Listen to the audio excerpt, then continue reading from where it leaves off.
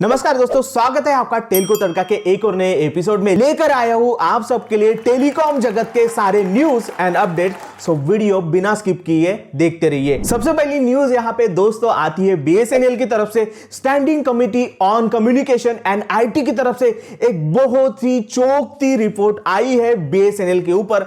अपने रिपोर्ट में उन्होंने ये बताया है कि बीएसएनएल को स्ट्रैटेजिकली कंपटीशन से दूर और बहुत ही दूर रखा गया है। आप सभी को यह तो पता ही होगा कि प्राइवेट प्लेयर के साथ अगर हम बीएसएनएल को कंपेयर करें तो बीएसएनएल अभी 3G में ही काम कर रहा है और 4G का रोल आउट उनका अभी शुरू हुआ है, और वही दूसरी ओर प्राइवेट प्लेयर्स 5G का रोल आउट इंडिया के अंदर कर रहे हैं। तो यहां पे कमिटी ने यह कहा है अपनी रिपोर्ट में कि बीएसएनएल को कंपटीशन से दूर रखते हुए बिल्कुल कंपटीशन से आउट कर दिया है। अब देखते हैं ये रिपोर्ट आने के बाद हमारी इंडियन गवर्नमेंट इसके ऊपर क्या एक्शन लेती है और बीएसएनएल की तरफ से क्या नए अपडेट्स जल्द से जल्द निकल के आते हैं, ये अब देखने वाली बात होगी। नेक्स्ट अपडेट यहां पे दोस्तों डीटीएच ऑपरेटर्स के तरफ से आता है। अब देखिए, आप सभी को ये तो पता ही होगा कि डीटीएच का मार्केट शेयर दिन ब दिन गिरता जा रहा है, पर डीटीएच ऑपरेटर की तरफ से एक बहुत चौंकाने वाला अपडेट आया है। उन्होंने अपने प्राइस हाइक करने का निर्णय लिया है। आज के डेट में अगर मैं बात करूं तो डीटीएच ऑपरेटर का पर पर्सन प्लान जो है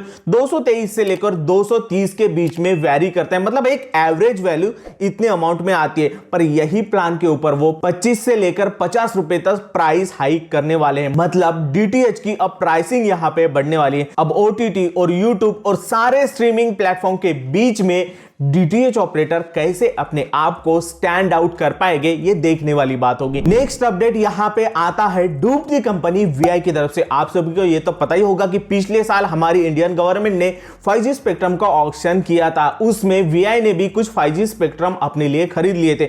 पर यहां पे गवर्नमेंट की तरफ से वीआई को चेतावनी दी गई है कि अगर आपने जल्द से जल्द अपना 5G सर्विस लॉन्च नहीं किया तो आपसे जितना भी 5G स्पेक्ट्रम का लाइसेंस आपने परचेस किया है वो सारा का सारा वापस लिया जाएगा। अब देखिए, जब गवर्नमेंट ने 5G स्पेक्ट्रम का ऑक्शन किया था तब उन्होंने कुछ रूल्स एंड रेगुलेशन सेट किए थे। उन्होंने कहा था कि जब आप लोग 5G स्पेक्ट्रम खरीदोगे तो आपको एक साल के अंदर ही इंडिया के अंदर 5G नेटवर्क प्रोवाइड करना शुरू करना पड़ेगा। किसी एक सिटी में या फिर किसी एक स्टेट के अंदर आपको 5G नेटवर्क प्रोवाइड करना ही करना है एक साल के अंदर।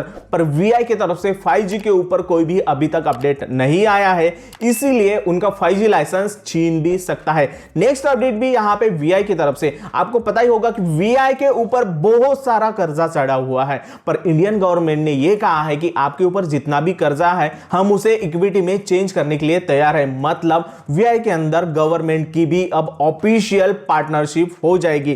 पर यह न्यूज जैसे ही मार्केट में आई वैसे ही वीआई के शेयर जो है 25% तक ऊपर चढ़ गए। अब देखते हैं, डूबती कंपनी है, 5G का कोई भी उनका अता पता नहीं है।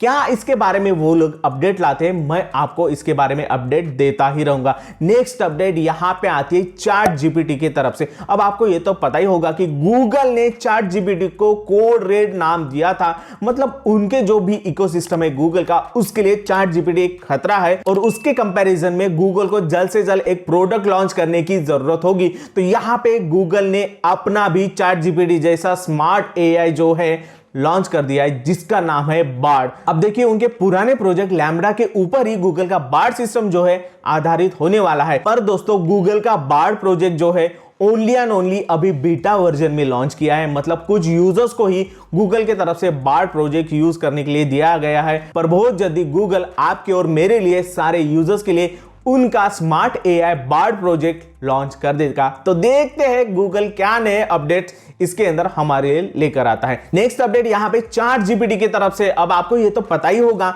कि माइक्रोसॉफ्ट ने चैट जीपीटी के अंदर हेवी इन्वेस्टमेंट किया था और अभी बहुत जल्दी करते हुए माइक्रोसॉफ्ट ने चैट जीपीटी को अपने बीइंग सर्च इंजन में इंटीग्रेट भी कर दिया है। जी हां, गूगल इसके अंदर पीछे रह गया है। गूगल का बार्ड सिस्टम कब आएगा पता नहीं, पर माइक्रोसॉफ्ट ने अपने सर्च इंजन के अंदर चैट जीपीटी को इंटीग्रेट करके उसे इंटरनेट से जोड़ दिया है। तो बीइंग सर्च इंजन अगर आप यूज करते हो तो उसके ऊपर आप अब डायरेक्ट चैट जीपीटी से क्वेश्चन पूछ पाओगे और एग्जैक्ट आंसर ले पाओगे। नेक्स्ट अपडेट यहां पे ई-रूपीज के अंदर आता है। अब देखिए, रिलायंस डिजिटल ने अपने सारे स्टोर के अंदर इंडियन गवर्नमेंट की नई करेंसी डिजिटल करेंसी ई रुपीज एक्सेप्ट करना शुरू कर दिया। अब इसके रिलेटेड उन्होंने ब्रांड के साथ पार्टनरशिप भी की है। अब आज के डेट में ई रुपीज कुछ प्लेटफॉर्म के ऊपर अवेलेबल है, जैसे आईसीआईसीआई का डिजिटल करेंसी ऐप, उसके बाद कोटक महिंद्रा के ऐप के ऊपर भी आप ई रुपीज में ट्रांजेक्शन कर पाओगे। पर रिलायंस डिजिटल ने ई रुपीज एक्सेप्ट करना अभी शुरू कर दिया है। मतलब ई रुपीज बहुत जल्दी हमारे इंडिया के अंदर